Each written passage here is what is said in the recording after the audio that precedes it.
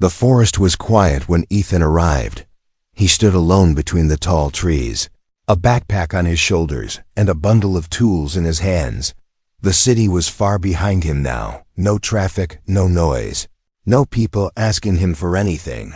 This was what he wanted: silence. He walked slowly over the moss and dry leaves, choosing a small open space between the pines. Here, he whispered to himself, this will be home. He dropped his things and just listened. Only the wind in the branches, the soft call of a bird, the crack of an old tree moving in the breeze.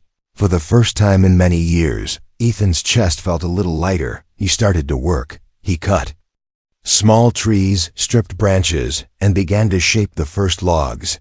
Each hit of his axe echoed through the forest like a heartbeat, steady and strong. Sweat ran down his neck, but he did not stop. He wanted his cabin raised before the cold season came, a place where no one could find him, no one could judge him, no one could hurt him again. Far away, hidden behind thick bushes and a broken tree trunk, someone watched. Golden eyes blinked slowly in the shadows. It was not a human. It was an alien woman, a widow who had lived in this forest longer than Ethan knew. Her skin was a soft gray with faint silver lines like old scars, and her long dark hair fell in messy waves around her shoulders. She pressed her hand to the rough bark and watched the human lift another log. He looked tired, but he did not give up. She had seen humans before, from far away. They came with loud machines, cut trees, shouted, laughed, and left their trash. She hated those humans, but this one was different. He walked quietly. He touched the trees like they were important. And when he cut them, he did it with respect. She did not understand why he was alone. Why did a human come this deep with no car? No other people, no noise? Ethan paused to catch his breath and looked around. He had that strange feeling again, like someone was staring at the back of his neck. The forest was still, but it felt too still. He turned slowly, scanning the trees, the dark spaces between the trunks. Nothing moved, just nerves, he muttered. Too many years in crowded places. Too many eyes, too many lies. Now his brain thought someone was always watching, even when no one was there. He shook his head and went back to work. The alien widow tilted her head. She could hear his words, even from here. Her hearing was sharper than any human's. She did not know his language perfectly, but she understood enough. She saw the way his shoulders were tense, the tired lines around his eyes. He was running from something, just like she once had. Her own past flashed before her eyes, a burning ship, alarms screaming, her mate pulling her child toward the escape pod, the violent impact when they crashed on this strange world. She had lost them both. Now she lived in the wreckage hidden deeper in the forest. Surviving in silence, she had promised herself never to trust another being again, never to open her heart, never to hope, but this human. He made her curious. He built his cabin log by log, alone, talking softly to himself. Sometimes he cursed when the log slipped. Sometimes he laughed quietly when a bird landed too close to his hammer. He did not act like the other humans. He did not leave plastic. He did not shout. He did not fire weapons for fun. He simply worked. And at night he sat near a small fire, staring into the flames with empty eyes. As the sun began to fall behind the trees, the forest turned golden. Ethan wiped his hands on his pants and looked at the simple frame of his future cabin. It was not much yet, just a shape of walls and a place where a door would be. But it was his, made by his own 2 hands. He smiled a little, a weak smile, but still a smile. Soon, he said. Soon this will be enough. From the shadows, the widow felt a strange pull in her chest. She had seen many creatures in this forest, but no one like him. Why does he work so hard with no pack, no tribe, no family? She wondered, why does his face look so sad when he finally rests? The sky grew darker and the air turned cooler. Ethan began to pack up his tools, ready to light his small campfire for the night. That feeling of being watched returned, stronger now. The hair on his arms rose. He slowly picked up his axe again. Not to cut wood, but to hold it like a weapon. Who's there? He called softly, not shouting, just firm. His voice went between the trees, but nothing answered. The widow held her breath, pressing herself flatter against the fallen trunk. Her heart beat faster. She did not want him to see her. Not yet, she wasn't. Ready for a long moment, nothing moved. The forest was so quiet that Ethan could hear his own heartbeat. Then crack, a branch snapped behind him. Sharp and sudden, Ethan spun around. Axe raised, eyes wide. He stared into the trees, searching for a shape, a shadow, anything. But there was nothing, only the deep, dark forest, and someone hidden just out of sight, watching him, not with hate, but with a lonely, aching heart. He lowered the axe slowly, but the question would not leave his mind. "I'm not alone out here," he whispered. And somewhere in the shadows, the alien widow silently agreed. The first night in the half-built cabin did not feel peaceful. Ethan lay on his simple bed of blankets and old cloth, staring at the rough wooden beams above him. The walls were not complete yet. Cold air slipped in through the gaps, and the forest sounds came in with it. He had thought he loved silence, had dreamed of silence, but now in the middle of the dark forest, silence felt heavy. He turned on his side and listened. The fire in his small stone circle outside had burned down to red coals, sending a soft glow through the open doorway. He heard the wind, a few insects, a night bird calling, then something else, a soft step, then another crunch, crunch on the dry leaves. His heart started to beat faster. He held his breath, his mind whispering, "It's just an animal, just a fox, a deer, something normal." But it did not sound like hooves or paws. It sounded careful, like someone trying not to be heard. Outside, in the darkness between the trees, the alien widow stood very still. Her eyes glowed faint gold in the night. Catching the last sparks of the firelight, she watched the open doorway of the cabin and listened to Ethan's heartbeat. She could hear it clearly, fast and worried. She felt a strange twist of guilt in her chest. She was the reason he could not sleep peacefully. She had lived many nights alone in this forest. She knew the creatures that hunted here. Some were simple animals, but some were not. There were long shadow beasts that stalked the weak and followed the smell of fear. They had watched Ethan too, from the darkness. They had smelled human flesh. They wanted to test this new thing that had entered their territory. The widow did not plan to care, not at first. But when she saw the way Ethan moved, the way he worked, the tired way he sat by the fire, something in her could not look away, so she stayed near, guarding him. Even though he did not know it, tonight, she heard something else in the trees. A low, hungry growl. Yellow eyes that were not hers stared at the cabin from the other side. The shadow beast crept closer, muscles tight, legs bending low, ready to leap. Ethan heard it too. This was no soft step now. Branches brushed, leaves crushed, a heavy breath. He slowly sat up, grabbed the small hand axe he kept near his bed, and moved quietly toward the doorway. He did not want to fight, but he would not die hiding under a blanket like a scared child. He peered out into the darkness. The trees looked like tall black walls. He saw nothing at first, then two bright yellow points. Low to the ground, eyes watching him. The beast moved closer. Ethan gripped the axe handle so tight his fingers hurt. He thought of all the things he had run from. People, lies, failures. He had come here to escape, not to die in the mouth of some forest monster. The beast tensed, ready to jump. And that was when the alien widow moved from the side, silent as a falling leaf. She sprang between the beast and the cabin. Her body, still strong despite her pain, hit the beast with crushing force. They rolled across the ground in a blur of claws, teeth, and gray skin. Ethan stepped back in shock. He had seen something leap out of the dark, but he could not understand what it was. He heard snarls, sharp cries, the sound of heavy bodies hitting the dirt.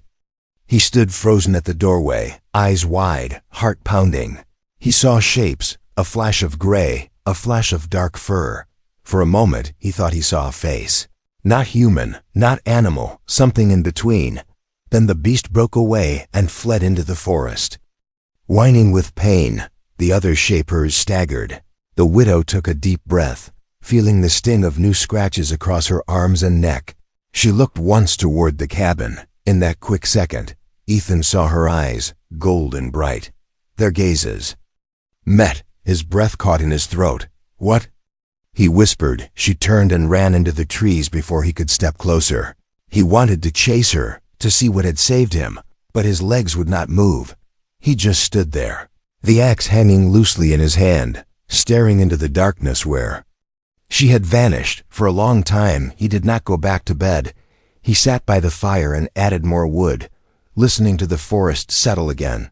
His mind chased circles. Was that a person? An alien? A monster that protected him?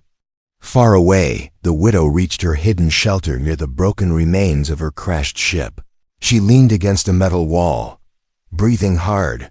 Her wounds hurt, but she had taken worse in her life. She closed her eyes and saw his face again, the shock, the fear, the confusion. "Foolish human," she whispered in her own language. "Why do you make me care whether you live or die?" The next morning, Ethan walked around the edge of his cabin and saw the ground torn up where the fight had happened. Deep claw marks, strange footprints, and drops of dark, not quite red blood. He crouched and touched one drop with his finger. It was thicker than human blood, and it dried in a strange silver color. He stood slowly, his heart beating a little faster. Something had saved him. Something hurt itself too. Keep him alive. He looked at the trees and spoke softly. "If you are out there, thank you." The forest did not answer, but high in the shadows of the branches, golden eyes watched him, and for the first time in many years, the alien widow felt something almost like hope. The morning light came through the trees in long golden lines. Ethan stood outside his half-built cabin, staring at the ground where the fight had happened. The marks were real, the blood was real, the danger was real. But the strangest part was the memory of the eyes he had seen, gold and bright, looking straight at him before disappearing into the forest. He walked slowly around the clearing, studying every sign. His mind tried to explain it. Maybe a wounded animal, maybe a trick of the light, maybe he was tired and imagining things. But deep inside, he knew better. Something intelligent had been there. Something powerful, something that had saved him. With a steady breath, Ethan made a decision. He would not run. He would not leave his new home. He had left too many things behind already. This time he would stay and face whatever shared this forest with him. He set up small bells on thin strings around the clearing, not traps, just warnings. If something entered, he would hear it. He worked quietly, not wanting to disturb the forest, even as he worked. The feeling of being watched returned. High above him, hidden among thick branches, the alien widow watched with careful eyes. Her body ached from the fight, but she did not rest. She needed to make sure the beast did not return. She needed to make sure the human did not bleed or break. She did not understand why she cared, but she did. She studied him as he tied each bell. Humans usually brought guns, metal fences, and loud anger, but this one used simple rope and soft caution. He checked the wind, listened to the forest, moved with respect. She found herself curious again. A memory shook her. Another hand, a smaller one, her child's hand, little fingers gripping hers as the ship burned. The cold silence that followed afterward. She pushed the memory away. Pain was a place she refused to go. Ethan finished his work and stepped back to look at the bells. They were small, simple, but enough to give him warning. He nodded to himself. Then he looked at the trees and spoke softly. "I know you're out there." His voice trembled, but not from fear. "Thank you for last night." The widow's heart tightened at his words. No creature in this forest had ever thanked her. Not even her own people had spoken gently in the final days of the war. She shifted her weight and a branch creaked. Ethan's head snapped up, searching for the sound. She held perfectly still, hardly breathing. He scanned the branches, but he could not see her. Still, Something inside him said she was close. He whispered into the trees, "I don't want to hurt you." The widow narrowed her eyes, confused. Why would a human say such a thing? He should be afraid. Screaming, running, preparing weapons instead. He spoke like someone trying to calm a frightened animal or a frightened soul. Later, Ethan went to collect water from the stream deeper in the forest. He carried a wooden bucket and followed a narrow animal path. The forest smelled fresh and cold. Sunlight danced on the surface of the water. He knelt down and filled the bucket. Then he noticed footprints in the mud, not human, not animal, large, elegant. With 3 forward toes and 1 behind, he placed his hand beside one print. It was longer than his whole hand. He stood slowly, feeling the hair rise on his neck. She had been here, not long ago, watching the stream. Maybe drinking, maybe thinking. He touched the print gently. "This isn't a monster," he whispered. "This is someone." The widow watched from behind a fallen log. His words surprised her again. Most beings feared what they did not understand, but this human tried to understand what he feared. She folded her arms, thinking deeply, when Ethan returned to the cabin. He gathered herbs and leaves he recognized as healing plants. He tied them into a small bundle and placed it at the edge of the forest. Not close, not threatening, just there, waiting for your wounds. He whispered to the trees. The widow saw the offering. She stepped closer, her movements slow and unsure. In her world, gifts were rare. Trust was rare. Kindness was almost impossible. She picked up the herbs and held them in her hands. Their scent was soothing. The human knew how to heal. Even without alien medicine for a moment, she closed her eyes and let herself feel the warmth of being cared for. Even by a stranger. That night, as darkness covered the forest again, Ethan sat by his fire. The bells stayed quiet. No danger came, but something else happened. A soft sound, barely loud enough to hear, came from the edge of the trees. It was not growling, not footsteps. It was a voice, a broken voice, speaking only one word in rough human language. "Ethan." He froze, eyes wide, heart racing. No one here knew his name. No human was near. He stood slowly, staring into the dark trees. "Who are you?" he whispered. The widow stepped back into the shadows, her heart beating fast. She had spoken his name without meaning to. His kindness had shaken something in her, something she thought had died, and Ethan, standing alone in the firelight, understood one thing with certainty. Whatever watched him in this forest was not a ghost or an animal. It was someone who knew his name, someone who had saved his life, someone who was getting closer, and he was not sure whether that scared him or comforted him. The forest was quiet again, but not in a peaceful way. Ethan felt something had changed after that voice spoke his name from the shadows. He hadn't seen her clearly yet, but her voice still echoed in his head. It wasn't sharp or monstrous. It was tired, low, almost like someone who hadn't spoken in a very long time. The next day, Ethan followed the path past the stream. He wasn't hunting. He wasn't running. He was searching. He wanted answers. Who was she? Why was she hiding?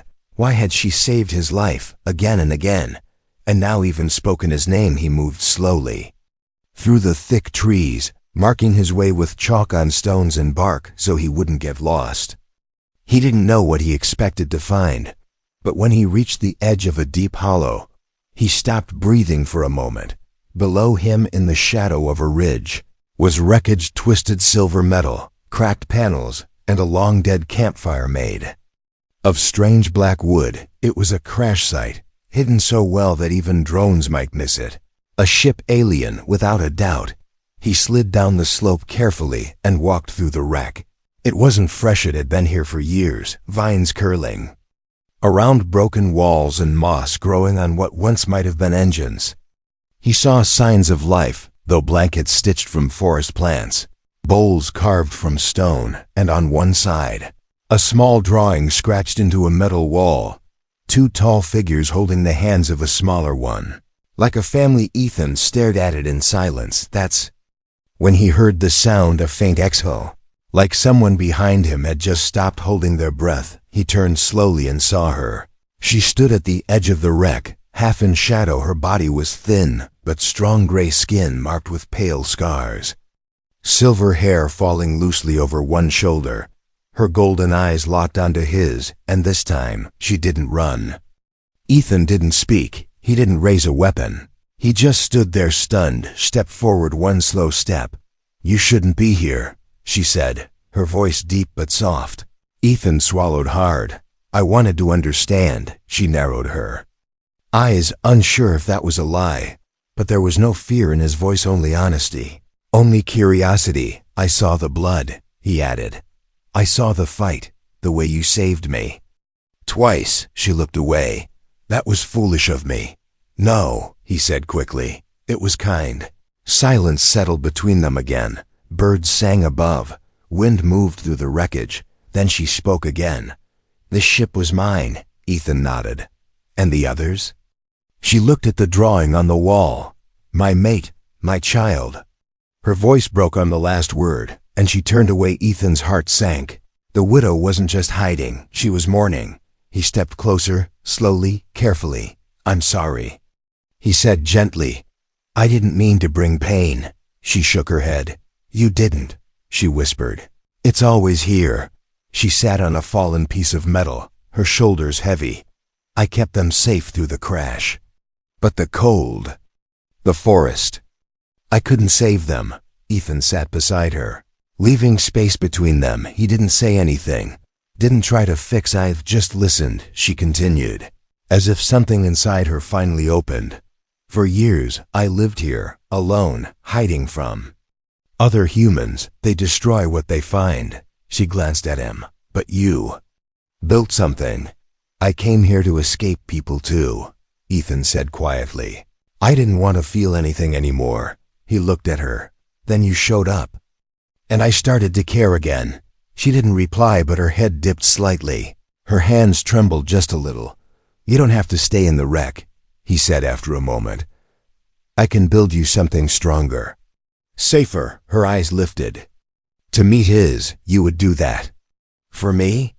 I don't know what you are to this world," he said. "But to me, you're the only real thing in this forest." And for the first time since her world burned, the alien widow felt warmth, not from fire but from the quiet, broken-hearted human who chose not to run when he saw her pain, the one who sat beside her. Wreck and offered something she thought she had lost forever, a second chance. Ethan didn't go back to the cabin right away. He stayed in the clearing near the crashed ship for a long time, not to explore, not to investigate, but simply to sit beside the alien widow. They didn't talk much. They didn't need to. The silence between them was no longer cold. It was shared. When the sun dipped behind the trees, Ethan finally stood. He looked down at her and smiled softly. "I'll come back tomorrow," he said.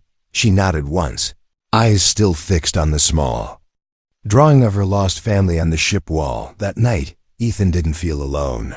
He sat by his campfire, staring into the flames, thinking about her, her voice, her scars, the sadness in her eyes. She wasn't just an alien. She was a mother who had lost everything and still chose to save a human stranger.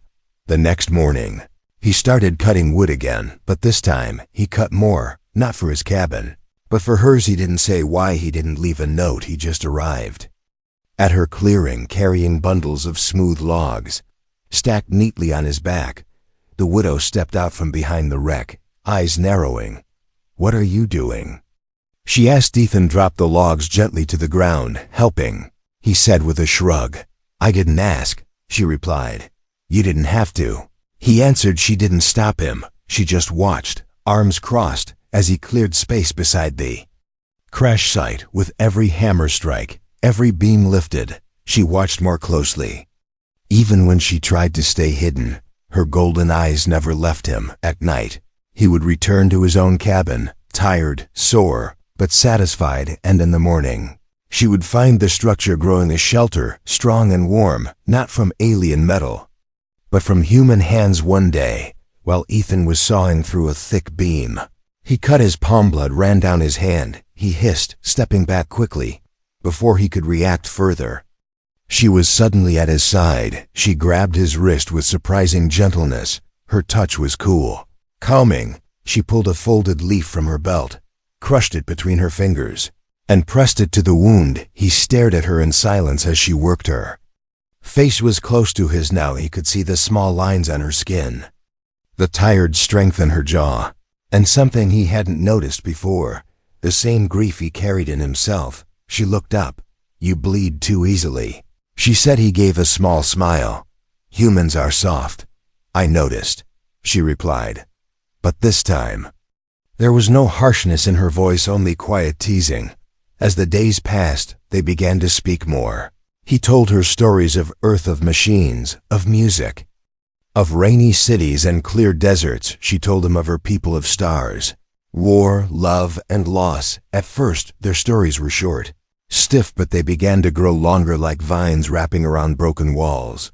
They sat near the fire, sometimes now hers, or his, not as strangers, not quite as friends, but something in between. Something new. One evening, she brought him food, dried alien fruit, bitter but full of energy. He smiled as he tasted it. She watched him closely. "Well, it tastes like sadness," he said with a grin. She rolled her eyes but laughed, a sound that startled even her. "I forgot what laughter felt like," she whispered. That made Ethan quiet. He stared into the flames. "So did I," he said. They built 2 homes that week, one from wood, one from memory, and slowly, quietly, they began to build something more, something neither had planned for. The forest had brought them together. Pain had made them cautious, but kindness was making them stay late. One night, while Ethan slept, the widow walked to the edge of his cabin. She looked at the roof he had built, the walls he had shaped with bare hands, and then she placed something at the door, a pendant from her ship, carved in the shape of her old family's crest. She didn't knock, she didn't speak, she just left it there in the morning. Ethan found I'd held it gently in his hands, confused at first. Then he looked at the trees where she usually hid and smiled, a deep, soft smile that reached his eyes. She had given him something that no one else ever had, a piece of her past, and with it, a quiet promise that maybe she was ready to belong again, and maybe, just maybe, this forest didn't hold 2 broken homes anymore, but one whole beginning. The forest was warm, the air thick with the smell of pine and new leaves. Birds called to one another, bugs buzzed. The world seemed calm, but the sky held something wrong, something that did not belong. Ethan was chopping wood near his cabin when he heard the sound, a low hum, not from insects, not from birds, but from above. He looked up slowly, and his stomach tightened. A ship, not huge, but smooth, fast, silent, gray and sharp like a blade through the clouds. It hovered for only seconds, scanning, then vanished behind the mountains. But it had seen, it had smelled the crash site. It had felt the energy from the alien widow's hidden ship. Ethan dropped the axe and ran straight for her clearing. She met him halfway, already moving fast. Her expression was tight, jaw clenched, gold eyes glowing dim with fear. "They found me," she said quietly. "Who?" Ethan asked, breathless. "Scavengers. Or worse," she replied. "They follow old crash signals, looking for tech, for survivors, for trophies." Ethan's fists clenched. "Then we hide you. They won't just take me," she said, voice flat. "They'll burn this whole forest if they think I'm still alive." Ethan looked around the trees, his cabin, her wreck. This place had become a home. He wouldn't let it be destroyed. "Then we fight," he said.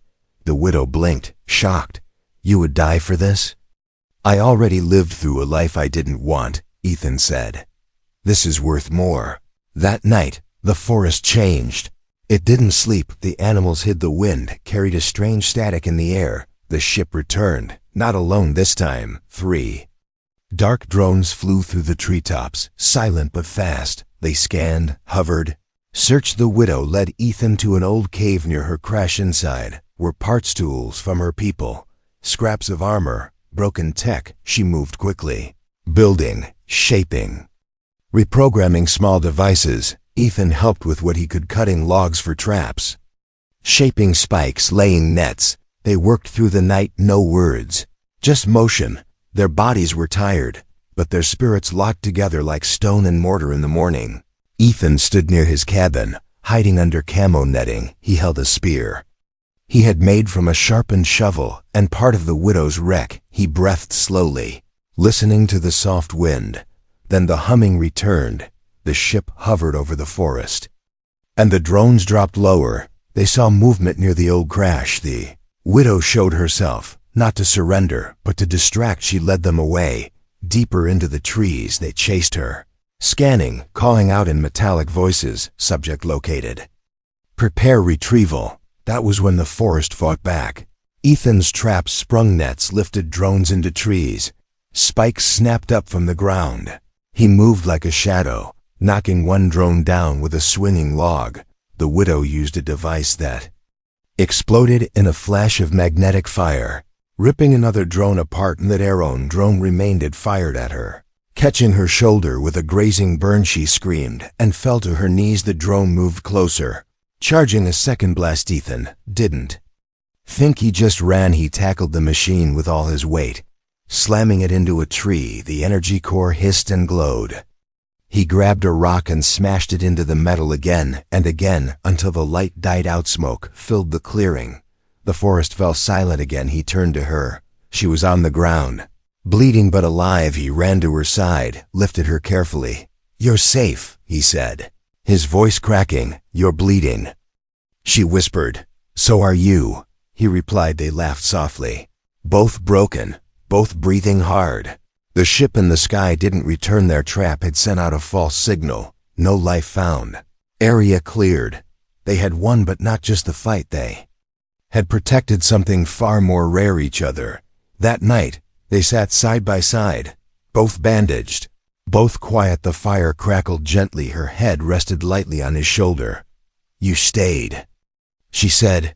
"I will stay," he answered. "No one ever did before." He looked down at her.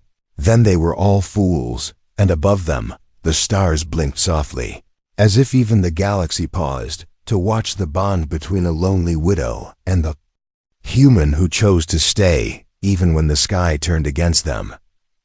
The forest was calm again. Smoke from the broken drones had faded, and the strange ship had vanished into the sky. But something had changed, not just around Ethan and the widow. Something had changed inside them too. Ethan sat outside his cabin, sharpening a tool. His arm was still sore from the battle, but his heart felt full, not the kind of full that came from winning a fight, but from knowing someone had fought with him, not against him. The widow stepped out from the shadows. Her wounds were healing quickly now, thanks to her alien biology and Ethan's bandages. She wore a cloak he had made from old fabric and stitched bark. It didn't match her sleek alien frame, but it looked right on her, like it belonged. She sat beside him without saying a word. Their silence was no longer heavy. It was comfortable, like two souls breathing in rhythm with the forest. "I want to rebuild," she said quietly. Ethan looked at her. "Your ship?" "No," she said, looking at his cabin. "Us." That one word struck deeper than any weapon. He didn't speak right away. He simply nodded, and so the next day, they worked side by side, no longer building two homes, but shaping one together. Added curves to the walls, like the arches from her people's architecture. He taught her how to shape logs, how to seal cracks with mud and moss. They didn't just build a shelter, they built a place of laughter, warmth, and shared history. Sometimes she would pause, looking at a flower, or the sound of birds. "On my world," she said once, "we had flowers that sang with the sun." Ethan smiled. "Here, they're quiet." She tilted her head. "Like me." They planted new seeds around the cabin, both human and alien. She showed him glowing moss that kept away biting insects. He taught her how to build shelves, how to use fire safely inside. They sat by the fire every night now, sharing stories. Sometimes their fingers touched and neither of them pulled away. Sometimes they leaned,